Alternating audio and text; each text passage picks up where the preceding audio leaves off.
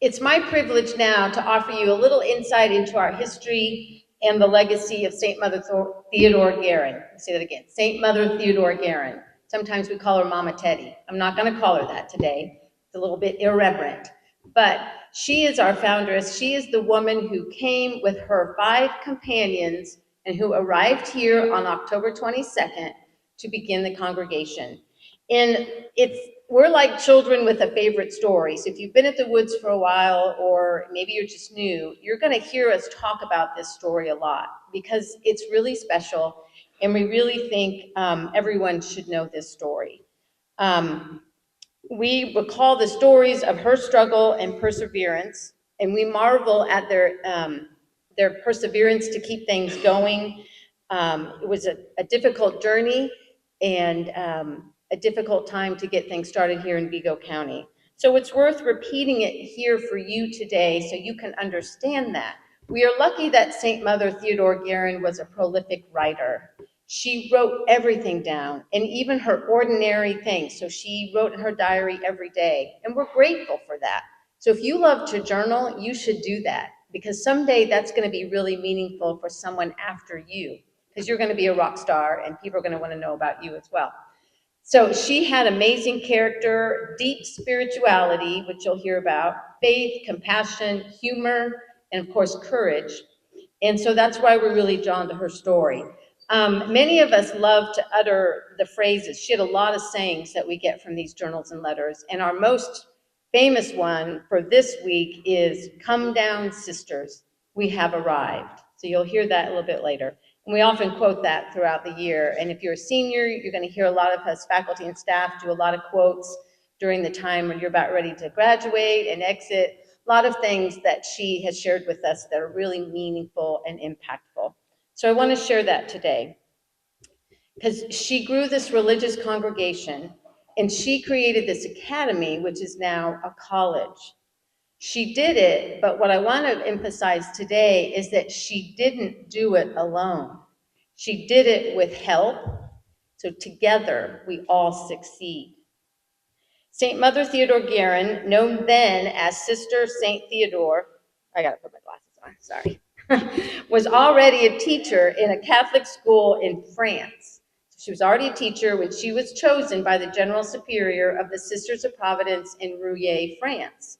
She was chosen to come to America, and she didn't go it alone. She wasn't asked to go alone. She had 5 others who were chosen to accompany her. We don't really hear about those others, but I wanted to mention their names today.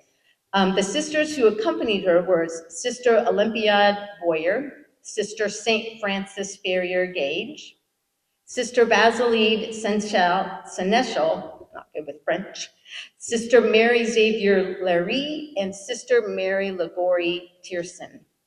As I said, we sometimes overlook those 5 companions, but today it's really important to remember she didn't have to do this alone. Mother Theodore was very successful, but she had help.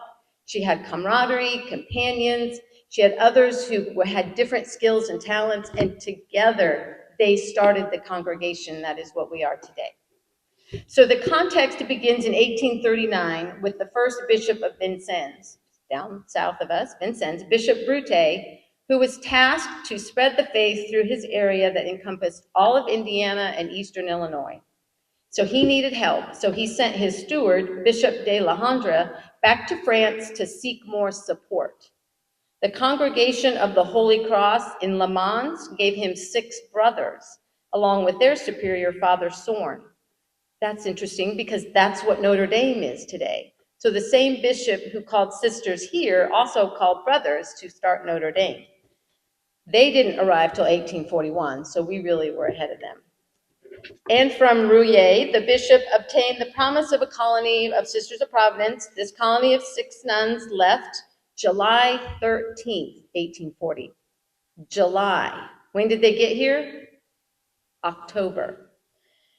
It took them 3 months to get from France to Indiana via a ship to New York City, a train, steamboat, and stagecoach rides.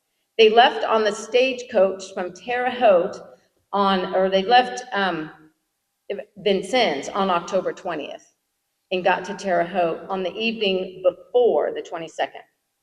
And accompanying them was Father Buteau, who had come to America 4 years earlier, and he had started the church here on the grounds of St. Mary of the Woods, outside of Terre Haute.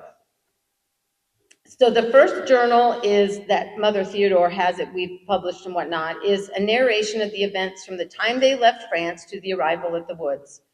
And this first journal of travel was addressed to her sisters in France. So she's writing in the context of writing back to her sisters in France. So it was intended for those to know all that were interested in this little band of 6 sisters who were coming and how their travel was. And so I'm going to read some excerpts from this journal about their arrival. So some of you know this. So if you're a freshman, maybe you've heard it just recently in Woods Core 100, or you've seen some references to it. Sophomores, maybe you're like, oh yeah, I think I heard that last year. That's an interesting story. I'm hopeful that juniors and seniors, it's becoming, something part of your heart and something that you're going to remember forever as an alum of the Woods.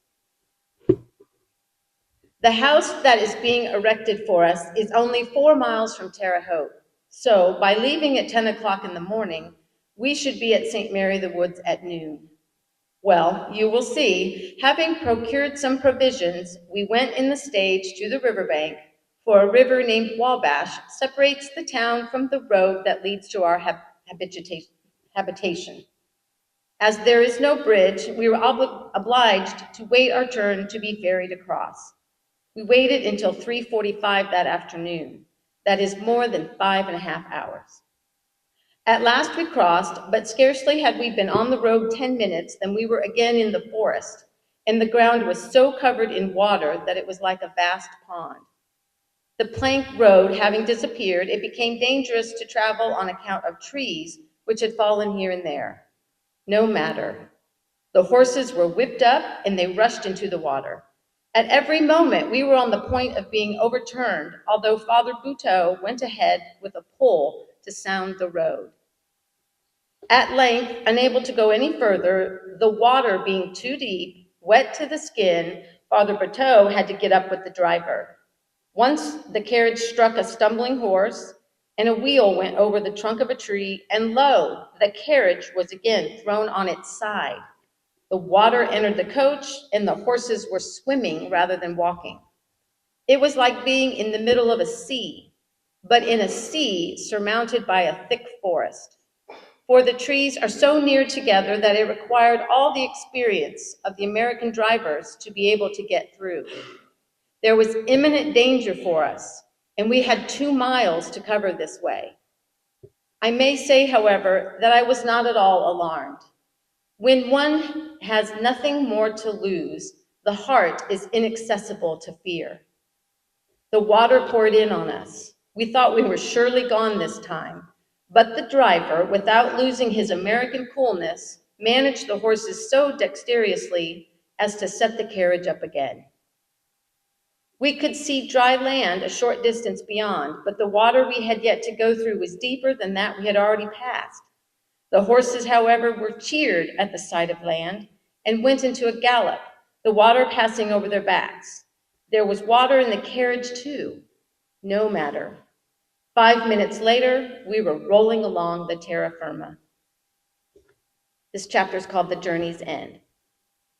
I cannot tell you what passed within me during the next half hour. I do not know myself, but I was so deeply moved that I could not utter a word. We continued to advance into the thick woods till suddenly Father Buteau stopped the carriage and said, "Come down, sisters, we have arrived." What was our astonishment to find ourselves still in the midst of the forest. No village, not even a house in sight.